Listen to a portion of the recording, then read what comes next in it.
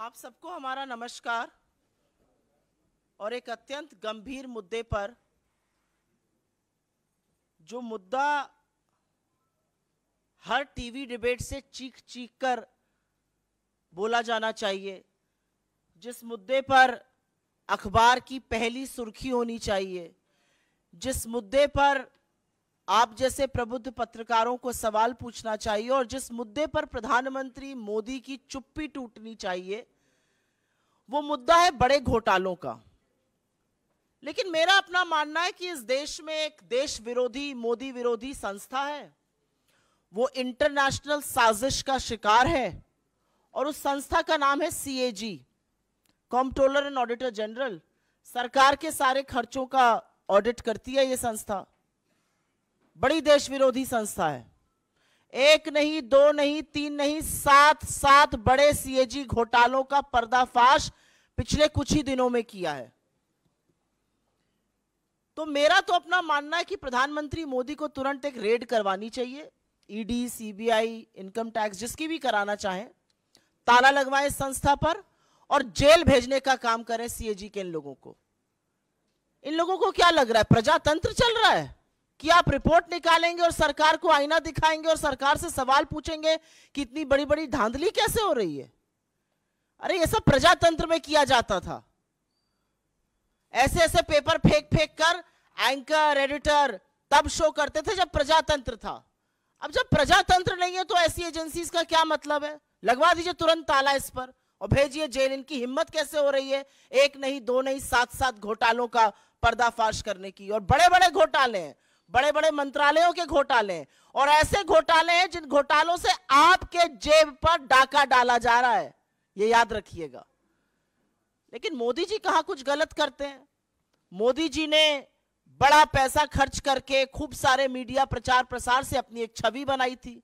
दिन भर ईमानदारी ईमानदारी ईमानदारी की उस छवि का दंभ भरते हैं। अब ये CAG रिपोर्टें जो हैं, एक नहीं, दो नहीं, 7, वो उस छवि को पूरी तरह से ध्वस्त कर देती हैं, बर्बाद कर देती हैं। तो कुछ सवाल बनते हैं, लेकिन इस देश विरोधी संस्था को तो बंद होना चाहिए भाई। बहुत गलत बात है। मोदी जी के साथ बड़ी बेइंसाफी है। उनकी नाक के नीचे जो घोटाले और भ्रष्टाचार हो रहा है उसको उजागर कर रहे हैं। भला बताइए, ये काम है संस्थाओं का? कैसे ये काम कर रहे हैं? पक्का किसी इंटरनेशनल साजिश का साथ देते हैं ये। शुरू में करूंगी 7 घोटाले। एक पहला है भारतमाला प्रोजेक्ट से। करीब 70-75 हजार किलोमीटर की सड़क बननी थी और इसका पैसा CCA, cabinet committee on economic affairs, जो आर्थिक मामलों की कैबिनेट कमेटी होती है जिसकी अध्यक्षता स्वयं प्रधानमंत्री करते हैं, उन्होंने इसका फंड दिया था। और फंड ही नहीं दिया था, वो इसमें पैसा खर्चा कैसे होता है उसकी निगरानी भी करते हैं। इसमें जो भी टोटल, और इसका हम आपको प्रेस रिलीज में सारे फिगर्स दे रहे हैं, इसमें 15 करोड़ 37 लाख रुपए पर 1 किलोमीटर सड़क बननी थी। इन लोगों ने बढ़ाकर 32 करोड़ 17 लाख कर दिया, दुगने से भी ज्यादा। और ये PM की निगरानी में CCA की नाक के नीचे भारत सरकार के आंखों के सामने हो रहा था। सिर्फ पैसा ही नहीं दोगुना किया गया, इसमें और भी बड़ी धांधलियां सामने आई हैं। इसमें पता चला है कि फर्जी दस्तावेजों के आधार पर बिडर्स का चयन हो गया। बिडिंग प्रक्रिया में बड़ा फर्जीवाड़ा सामने आया है। विस्तृत परियोजना रिपोर्ट पर काम भी नहीं हुआ। एस्क्रो अकाउंट से करीब 3,500 करोड़ रुपए का हेरफेर हुआ। और सबसे बड़ी बात यह है कि इसके किसी भी जब रोड बनता है तो एक सेफ्टी कंसल्टेंट रखा जाता है कि आपके और हमारे जैसे लोग जो इस देश के नागरिक हैं जब सड़क पे चलें तो सुरक्षित रहें। सरकार ने यह भी जरूरी नहीं समझा। भारतमाला के कितने ही हिस्सों में एक भी सेफ्टी कंसल्टेंट नहीं है। तो अगर आप भारतमाला की किसी सड़क पर चल रहे हैं करीब 70,000 किलोमीटर की, तो अपनी जान की, अपने माल की, अपने खुद के रखवाले आप हैं। सरकार की जिम्मेदारी नहीं, क्योंकि उनके पास सेफ्टी कंसल्टेंट रखने का टाइम ही नहीं था। तो भारतमाला में दुगनी करी लागत और हर तरह के फर्जीवाड़ा करके भगवान जाने किसको किसको ये टेंडर दिए गए, जिन्होंने सेफ्टी कंसल्टेंट्स तक नहीं रखे। एस्क्रो अकाउंट से हेराफेरी हुई। फिर यही द्वारका एक्सप्रेसवे में स्वीकृत लागत जो थी वो करीब 18 करोड़ प्रति किलोमीटर थी। सरकार का कहना है बहुत बढ़िया बना है द्वारका एक्सप्रेसवे, अच्छी बात है, बनना अच्छा भी चाहिए। उसकी कीमत 250 करोड़ प्रति किलोमीटर हो गई। कहां 18 करोड़ प्रति किलोमीटर स्वीकृत और कहां 250 करोड़ प्रति किलोमीटर। और आप ये सोचिए कि 2 किलोमीटर बनाने में 500 करोड़ खर्चा हो गए और उस 500 करोड़ में मंगलयान पहुंच गया। यह सरकार की असलियत है। मंत्रालय ने एक एक्सप्लेनेशन इशू किया, वो सवाल और उजागर करता है। क्या बन गया भाई ऐसा?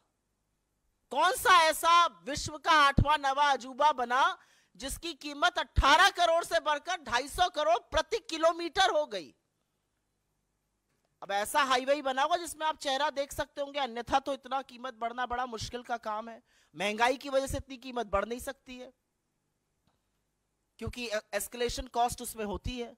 तो ये कमीशन खोरी है, किसने पैसा खाया इसमें? तीसरी, टोल में लूट। आप सब लोग तो खूब टोल देते होंगे आते जाते वक्त। अगर दिल्ली से मुंबई आज जाना हो तो 6,000 रुपए का तो आप टोल ही दे दीजिएगा सड़कों पर, और मजाक नहीं कर रही हूं, जाकर देखिएगा 6,000 रुपए का टोल दिल्ली से मुंबई अगर आपको दूरी नापनी है सड़क से। NHAI का रूल है कि अगर टोल के पास या टोल वाली जो सड़क है उस पर कंस्ट्रक्शन होता है तो टोल की कॉस्ट 75% कम होगी। ऐसा नहीं किया गया।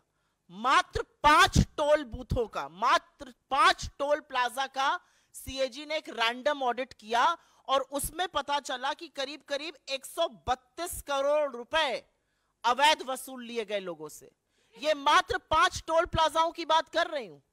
अगर पूरे देश के टोल प्लाजाओं का ऑडिट हो जाए तो सोचिएगा कितना लाखों करोड़ों का गबन हुआ है। और सड़क पे कौन चल रहा है? सड़क पे धन्ना सेठ चल रहे हैं या आप जैसे और हमारे जैसे मध्यम वर्ग, निम्न मध्यम वर्ग, गरीब लोग चल रहे हैं बसों से, गाड़ियों से, और वो सारा कॉस्ट निकालता है। तो 132 करोड़ तो टोल में लूटे। और एक और ऑडिट में पता चला है कि करीब 135 करोड़ NHAI ने राजस्व का नुकसान किया। एक कंसेशन अग्रीमेंट होता है वो कर करके। आयुष्मान भारत, पूरे वक्त लोकसभा में यही सुनाई दे रहा था, हर जगह प्रधानमंत्री इसकी बात करते हैं। ये तो घोटालों का योजना निकली। आयुष्मान भारत में 7.5 करोड़ लोगों का, 7.5 लाख लोगों का, सॉरी, एक नंबर से रजिस्ट्रेशन हुआ है। आप किसी भी आधार सेंटर जाइए, किसी भी आयुष्मान सेंटर जाइए, वो सबसे पहले आपसे आपका फोन नंबर पूछते हैं। एक नंबर से 7.5 लाख लोगों का रजिस्ट्रेशन। और यही नहीं, आयुष्मान भारत के तहत 88,760, मोटा मोटा 88,000 मान लीजिए, उन रोगियों का भुगतान हुआ है जिनकी मृत्यु हो चुकी थी। मृत लोगों का इलाज दिखाकर क्लेम क्या भुगतान हुआ है। अब ये किसके पास गया है ये नहीं पता, लेकिन लाभार्थी के खाते में तो ये बिल्कुल नहीं गया है। 88,000 मृत लोगों के फ्रेश इलाज का क्लेम दिखाकर उस पर धांधली हुई है। और जैसा कि मैंने आपको बताया, 7.5 लाख लाभार्थी एक नंबर से जुड़े हैं। इनफैक्ट अगर आगे डेटा देखिए तो करीब करीब 1 करोड़ 24 लाख जो हैं वो मात्र कुछ फोन नंबर से जुड़े हुए हैं। भगवान की बात ना हो ऐसा कैसे हो सकता है? और वो राम जो सबके आराध्य है। अयोध्या में एक भव्य राम मंदिर बन रहा है।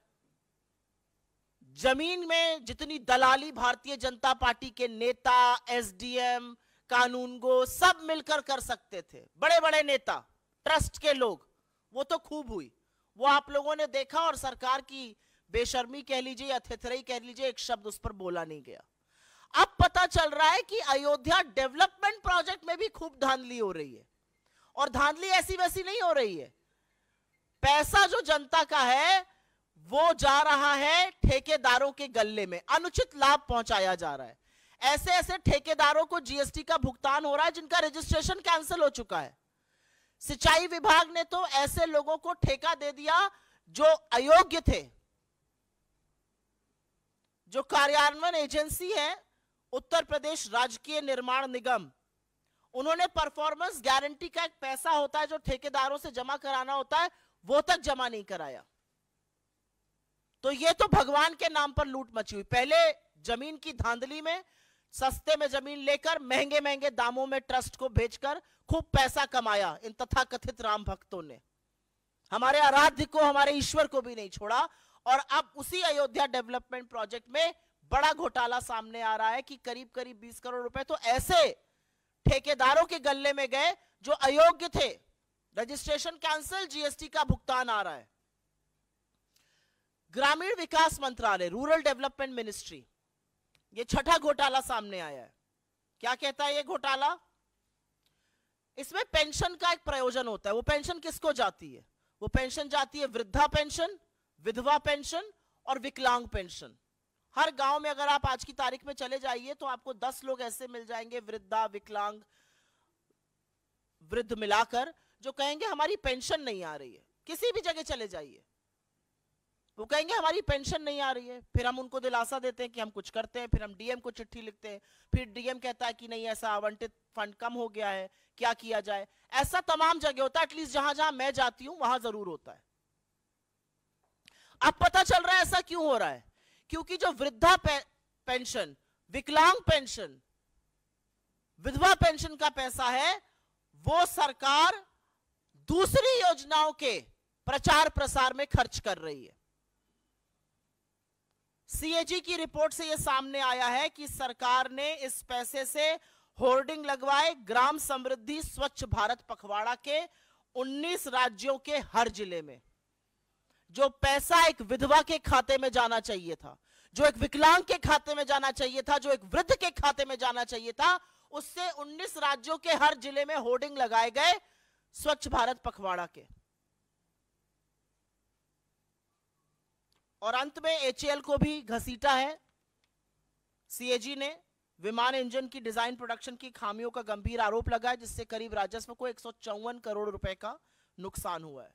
तो हमारे कुछ सवाल है प्रधानमंत्री जी से। हमारा पहला सवाल तो यह है कि आप ही की नाक के नीचे ये घोटाले हो रहे हैं तथाकथित, आप ही की नाक के नीचे ये धांधली हो रही है, तो इस पर चुप्पी तोड़िएगा या नहीं तोड़िएगा? क्या प्रधानमंत्री अपनी सीधी निगरानी में हो रहे भारतमाला घोटाले, जिसके सीसीए के अध्यक्ष आप हैं, उस पर चुप्पी तोड़िएगा, उस पर कार्रवाई करिएगा? क्या केंद्रीय सड़क परिवहन और राजमार्ग मंत्रालय के खिलाफ और मंत्री के खिलाफ कोई कार्रवाई की जाएगी? एक एनएचएआई का मामला आया है, एक द्वारका एक्सप्रेसवे का आया है, भारतमाला का आया है।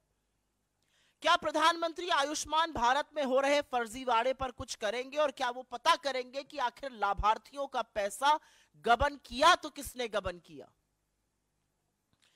क्या वो पता करने की कोशिश करेंगे कि वृद्ध का, विधवा का, विकलांग का ग्रामीण विकास मंत्रालय का पैसा दूसरी योजनाओं पर खर्च क्यों किया जा रहा है? क्या प्रधानमंत्री ये जानने का जरा सा भी प्रयास करेंगे कि अयोध्या में जमीन की धांधली के बाद जो अयोध्या डेवलपमेंट प्रोजेक्ट में घोटाले हो रहे हैं और अनुचित लाभ ठेकेदारों को पहुंचाया जा रहा है, वो कौन पहुंचा रहा है? और अंत में मैं सिर्फ ये कहूंगी कि किसी जमाने में सीएजी का नाम सुनकर अधिकांश मीडिया को करंट लग जाता था। यह अलग बात है कि जो तथाकथित रिपोर्टें थी वो झूठी साबित हुई, और मारे पेपर दिखा दिखाकर सुबह शाम दिन रात प्राइम टाइम चिल्ला चिल्ला के शो होते थे। उस मीडिया ने चुप्पी धारण कर ली है, प्रधानमंत्री भी मौन है, लेकिन मुनाफाखोरी, कमीशनखोरी और जनता के पैसे की जो लूट हो रही है उससे पर्दा खुद सीएजी उठा रहा है, खुद इस देश का चीफ ऑडिटर उठा रहा है। और हमें पता है कि मोदी जी जवाब नहीं देंगे, लेकिन हमें पूरा विश्वास है कि मोदी जी जिस व्यक्ति ने पर्दाफाश किया उसको बर्खास्त करेंगे, रेड कराएंगे और ऐसी संस्था को जेल भेजने का काम करेंगे। I will very briefly sum it up in English. In the last few days, what one has seen are not 1, not 2, not 3, but 7 such cases that the CAG has brought to light, India's chief auditor has brought to light, which smacks of rampant corruption in this government, which scam after scam is being unearthed right under Mr. Modi's nose, but Mr. Modi chooses to keep quiet. He may call them anti-national, he may jail them, he may even raid them. But the reality is that it starts from the Bharatmala project, where the cost of construction has doubled from 15.37 crore per kilometer to over 32 crore per kilometer. Not just this, the tender process was flawed. There was never a detailed project report that was submitted. Money to the tune of